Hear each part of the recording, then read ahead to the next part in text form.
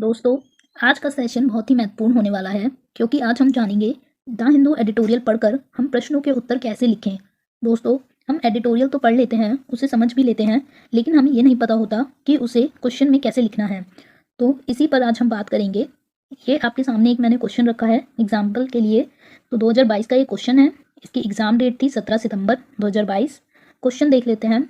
आपकी राय में भारत में शक्ति के विकेंद्रीकरण ने जमीनी स्तर पर शासन परिदृश्य को किस सीमा तक परिवर्तित किया है। तो दोस्तों, पहले इसे आप टुकड़ों टुकड़ों में पढ़िए। तो आपकी राय में भारत में शक्ति के विकेंद्रीकरण ने, तो यहाँ पे सबसे पहले एक कीवर्ड हो गया शक्ति का विकेंद्रीकरण। यानी कि मैंने आपको बताया था, पहले होती है सेंट्रल लेवल, उसकी गवर्नमेंट होती है केंद्र सरकार की, फिर वो नीचे की ओर जब शक्ति जाती है तो स्टेट लेवल की गवर्नमेंट, फिर उससे नीचे जब जाती है तो लोकल लेवल की। तो ये कहलाता है शक्ति का विकेंद्रीकरण।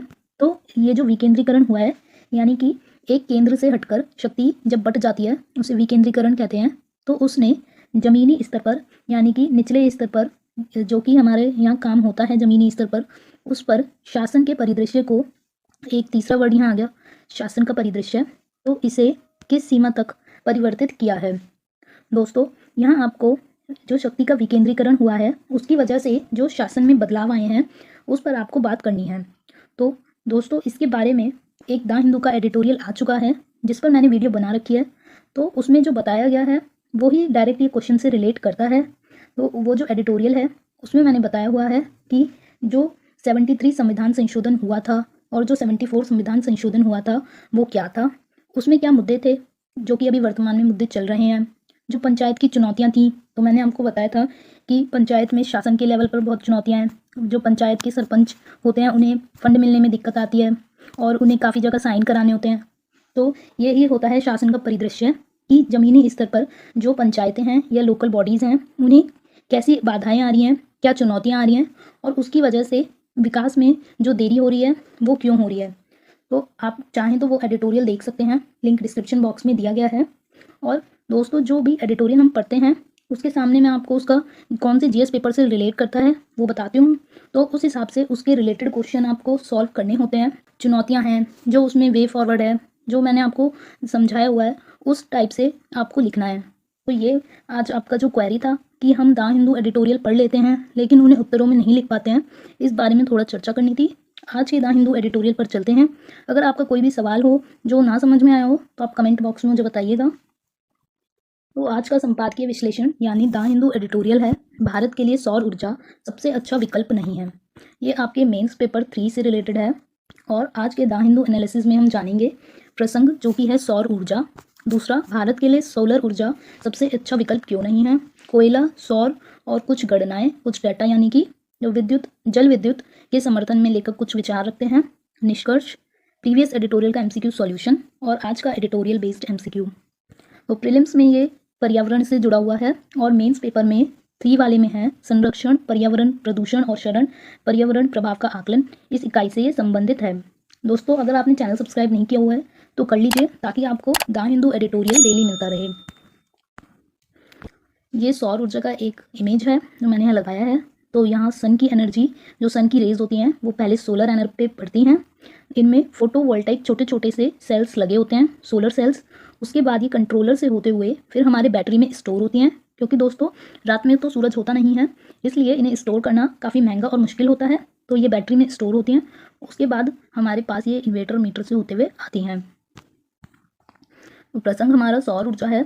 सौर ऊर्जा जलवायु परिवर्तन में एक महत्वपूर्ण ऊर्जा का स्रोत माना जा रहा है, क्योंकि इससे कोई भी जो है हमें जलवायु परिवर्तन देखने को नहीं मिलता। इसमें कोई धुआं क्योंकि नहीं छोड़ता है, जैसे कि हम कोल एनर्जी जब यूज़ करते हैं तो उससे बहुत ज़्यादा धुआं निकलता है, लेकिन सोलर ऊर्जा में ऐसा कुछ नहीं होता।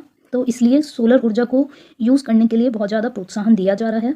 लेकिन जो एडिटोरियल के राइटर हैं उनका कहना है कि ये सोलर ऊर्जा हमारे भारत की सभी समस्याओं का समाधान नहीं है। तो भारत के लिए सोलर ऊर्जा वो सबसे अच्छा विकल्प क्यों नहीं बताते, तो वो देखते हैं। राइटर कहते हैं कि जो भारत में ये नवीकरणीय ऊर्जा यानी रिन्यूएबल एनर्जी को इतना प्रोत्साहित किया जा रहा है और कहा जा रहा है कि सोलर ऊर्जा सूर्य से एक मुफ्त उपहार है और बहुत अच्छा है, तो ऐसा नहीं है। राइटर कहते हैं कि कुछ गलत धारणाएं हैं जिन्हें हमें दूर करना होगा। तो वो कहते हैं कि सौर ऊर्जा भारत के लिए सबसे अच्छा विकल्प नहीं है और हमें जल विद्युत यानी हाइड्रो इलेक्ट्रिसिटी और कोयले पर निर्भर करना होगा, क्योंकि दोस्तों जो सोलर ऊर्जा है वो उतना ज़्यादा सस्ती नहीं है जितनी कि हम लोगों को लगती है। जो उसका सोलर पैनल होता है और जो उसमें सेल्स लगे हुए होते हैं, एक तो वो काफ़ी महंगे होते हैं और दूसरी बार जो उसे स्टोर करना होता है, जो जब वो बैटरी में स्टोर की जाती है तो वो बैटरी भी बहुत महंगी आती है और उसे उस बैटरी को जल्दी जल्दी बदलना भी होता है। लेकिन जो हम कोयले से एनर्जी बिजली बनाते हैं उसमें इतना ज़्यादा, एक तो सोलर सेल्स का खर्चा नहीं आता है, सोलर सेल्स की तरह जो हमें लगाना होता है ऐसा कुछ नहीं होता है, और दूसरी बात उसकी जो बैटरी होती है हमें सेव करने की, उसे ज़्यादा जल्दी जल्दी नहीं बदलना होता और उसकी लागत भी ज़्यादा नहीं आती है।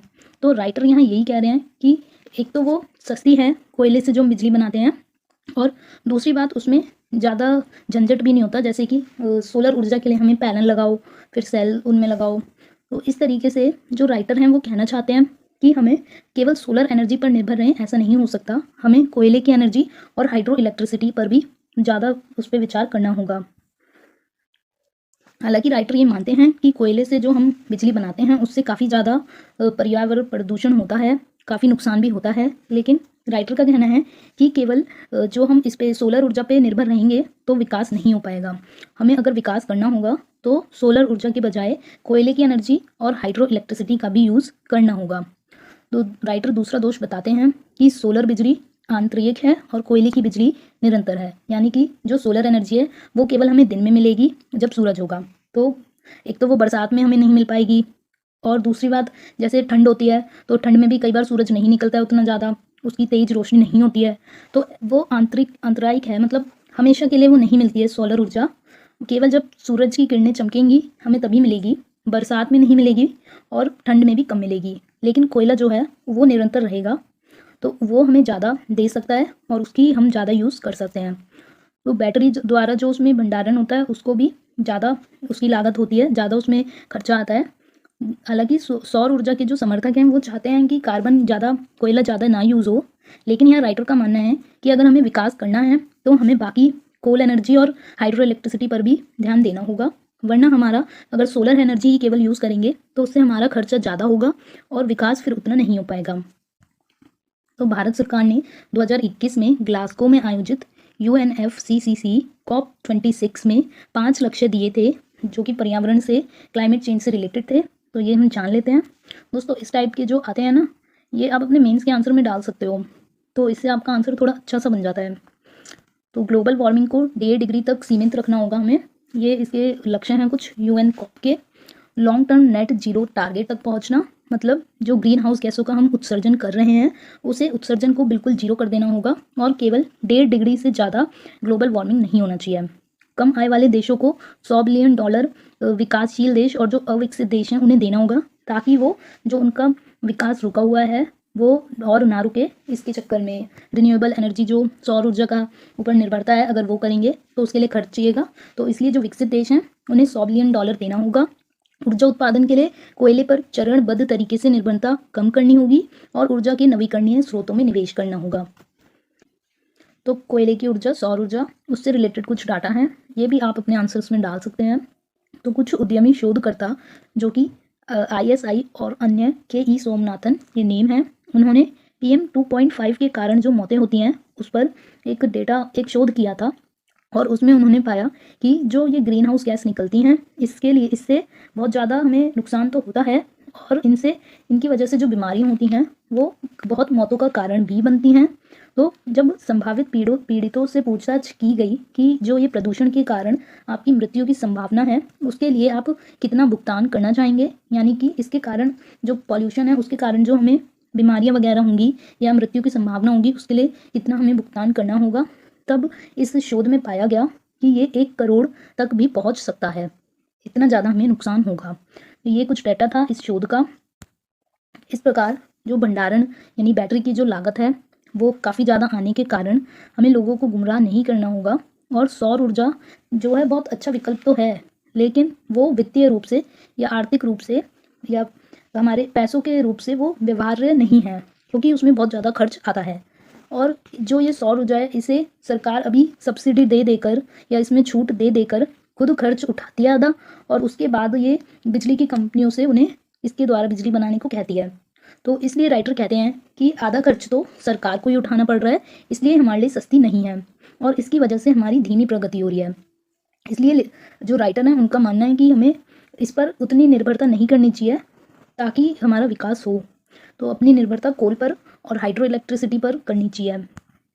तो जल विद्युत के समर्थन में लेखक कहते हैं, तो ये एक हाइड्रो इलेक्ट्रिसिटी का एक प्लांट है, ये आप देख सकते हैं। यहाँ से डैम है और इसका पानी जब डैम से होते हुए इधर टरबाइन में घूमता है, उसके बाद इससे बिजली बनती है और ये पावर लाइन से आती है। तो दोस्तों जो सोलर एनर्जी होती है, सोलर एनर्जी में सेल्स होते हैं, सोलर पैनल होता है, उसे पूरी छत पे बिछाना पड़ता है और फिर उससे जो एनर्जी बनती है उसे स्टोर करनी होती है बैटरी में। लेकिन यहाँ पे क्या होता है, यहाँ आपकी जब टरबाइन घूमती है, इससे जो एनर्जी बनती है ये पावर हाउस में हमारे स्टोर होती है और फिर इन लाइन से आती है। तो भारत और चीन के बीच अभी बहुत प्रतिस्पर्धा चल रही है कि कौन ज़्यादा नवीकरणीय ऊर्जा या रिन्यूएबल एनर्जी यूज़ करेगा। लेकिन लेखक का कहना यही है, राइटर का कहना यही है कि हम इस होड़ में, इस प्रतिस्पर्धा में अगर लगे रहेंगे तो हम अपना विकास नहीं कर पाएंगे उतना। भारत ने जो अपनी हाइड्रो इलेक्ट्रिसिटी की बिजली बनाने की क्षमता है उसका केवल 15% ही उपयोग किया है और जो अमेरिका और यूरोप हैं वो 90% और यूरोप 98% यूज़ कर रहा है। तो राइटर इसलिए ये कहते हैं कि जो विकसित देश हैं वो अपना हाइड्रो इलेक्ट्रिसिटी यूज़ करते हैं और उससे अपना विकास कर रहे हैं, तो हम क्यों नहीं हाइड्रो इलेक्ट्रिसिटी यूज़ करके उससे अपना विकास करें। तो बिजली क्षेत्र में जो कमियां आई हैं उसका हमारा एक प्रमुख कारण यही है कि हम नवीकरणीय ऊर्जा पर बहुत ज़्यादा ध्यान दे रहे हैं। तो अफसोस की बात यह है कि जो एनटीपीसी है, जो कि हमारा नेशनल पावर कॉरपोरेशन है, वो एक थर्मल पावर जो है उत्पादक है, यानी कि वो बिजली जो यूज़ कोयले से आधारित जो बिजली का उत्पादन करती है वो तो उसकी वही क्षमता है, उस पर ज़बरदस्ती नवीकरणीय ऊर्जा या सोलर एनर्जी का उस पर दबाव डालकर उस पर बिजली बनाने का नहीं करना चाहिए, क्योंकि ये एनटीपीसी की क्षमता नहीं है। उसकी क्षमता कोल से बिजली बनाना है तो उसे कोल से बनाने दिया जाए और जो नवीकरणीय ऊर्जा है सोलर एनर्जी उस पर बहुत ज़्यादा ध्यान ना दिया जाए, थोड़ा कम ध्यान देकर अपना विकास किया जाए। और राइटर ये कहते हैं कि हमें हाइड्रो इलेक्ट्रिसिटी जो कि हम केवल 15% ही उपयोग कर रहे हैं उसको बढ़ाया जाए। तो निष्कर्ष, उपयुक्त के आलोक में हमें सौर ऊर्जा की दिशा में सावधानी से आगे बढ़ना होगा, जो भारत के निम्न कार्बन उत्सर्जन वृद्धि पथ की ओर बढ़ने के लिए केवल एक समाधान हो सकता है। निकट भविष्य में भारत अक्षय ऊर्जा के सभी रूपों की ओर परिवर्तन करते हुए कोयले पर निर्भर रहना जारी रखेगा। प्रीवियस एडिटोरियल का एमसीक्यू सॉल्यूशन, तो इसका करेक्ट आंसर सी है। दोस्तों ये जिस एडिटोरियल से मैंने क्वेश्चन बनाया था ये आपको डिस्क्रिप्शन बॉक्स में मिल जाएगा, जो कि भूजल यानी कि ग्राउंड वाटर से रिलेटेड एडिटोरियल है। तो इसकी व्याख्या है, भूजल पृथ्वी की सतह के नीचे मौजूद पानी है और पानी का एक विशाल संसाधन है। लगभग 22% जल भूजल के रूप में सतही भूमि के नीचे है। विश्व बैंक की एक रिपोर्ट है, उसके अनुसार भारत भूजल का सबसे बड़ा उपयोग करता है। तो आज का एडिटोरियल बेस्ड एमसीक्यू, निम्न कथनों पर विचार करें। ये कदमों नहीं आएगा, कथनों हैं, कथनों पर विचार करें। स्थानीय सरकार को ग्रामीण भारत में जीवन की गुणवत्ता बढ़ाने के लिए कानूनी रूप से कम 100 दिनों का वेतन रोजगार प्रदान करना होगा। दूसरा कथन है, आर्थिक विकास मंत्रालय भारत सरकार राज्य सरकारों के साथ मिलकर इस योजना के संपूर्ण कार्यान्वयन की निगरानी कर रही है। तो ये मनरेगा जो योजना है उसके ऊपर ये क्वेश्चन बनाया है। मनरेगा से संबंधित आर्टिकल आया था तो उसका एनालिसिस मैंने किया हुआ है, आप डिस्क्रिप्शन बॉक्स में जाकर देख सकते हैं। तो सही विकल्प का चयन करना है, केवल एक सही, केवल दो सही, दोनों सही या दोनों गलत। तो दोस्तों यहाँ आपका वीडियो समाप्त होता है। आज का PDF पासवर्ड जान लेते हैं जो कि सोलर एनर्जी है। और दोस्तों वीडियो पसंद आया तो लाइक कीजिएगा, शेयर कीजिएगा और चैनल सब्सक्राइब कीजिएगा। Thank you.